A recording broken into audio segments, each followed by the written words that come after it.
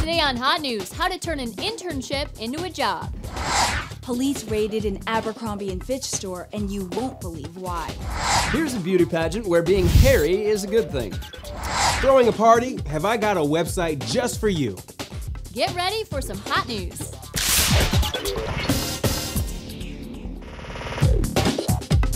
Here's a look at today's top stories. The price of oil just keeps going up.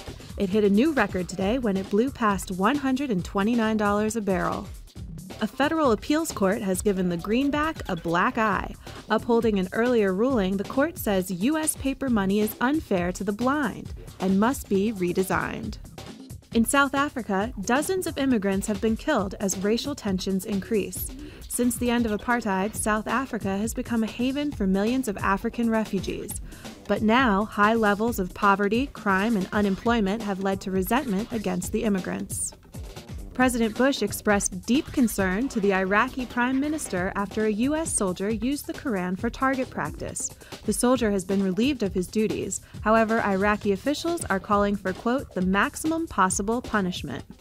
NASA will explore the mysteries of the sun. The solar probe, set to launch in 2015, can withstand temperatures of 2,600 degrees Fahrenheit. The spacecraft will travel closer to the sun than any other man-made object ever.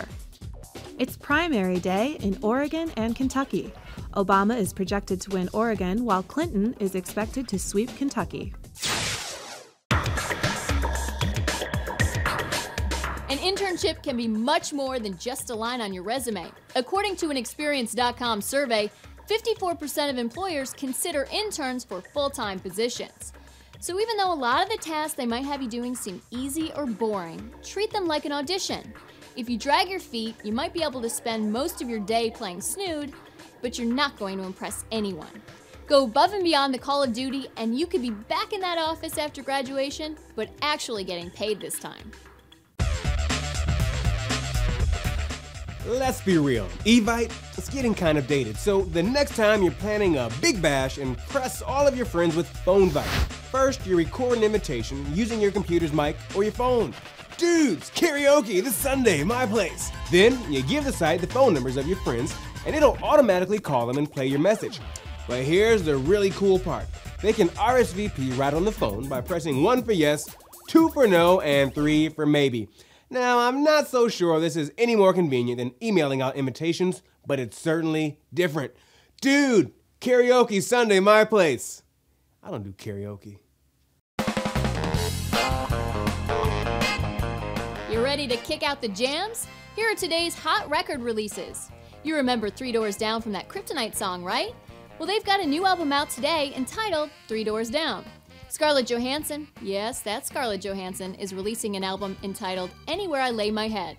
Here's one to share with your parents. Former disco queen Donna Summer is releasing her first album of new songs in 17 years. It's called Crayons.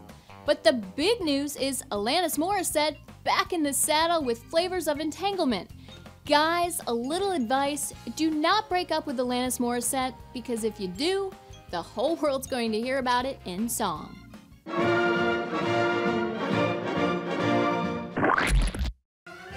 Women from all over Lithuania recently competed in the 6th annual Miss Longest Hair competition. The judging was based partially on length, but also on presentation. And now, here she is, Miss Longest Hair. I was expecting to win, just like everyone else. Now that I have one, I feel good. Oof, I bet that girl has to unclog her shower every day. Chad Hurley, Steve Chen, and Javed Karim co-founded YouTube in 2005. They met working at another technology company. Was it A, Apple, B, PayPal, or C, AOL? The answer coming up.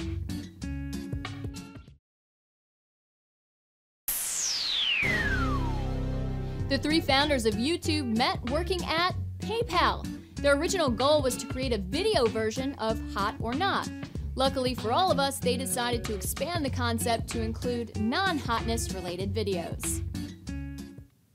So, who are your role models? Political leaders, entertainers? Well, maybe you should really be looking to these guys for inspiration.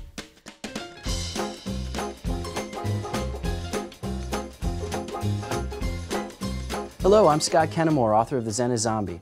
You know, a lot of times when we think we can't do something, it turns out we've just been told by society that we can't do it, and we've bought into that.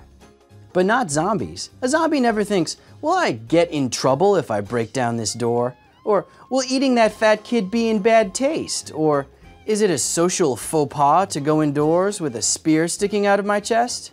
When a zombie wants something, it doesn't worry about what other people will think, and neither should you.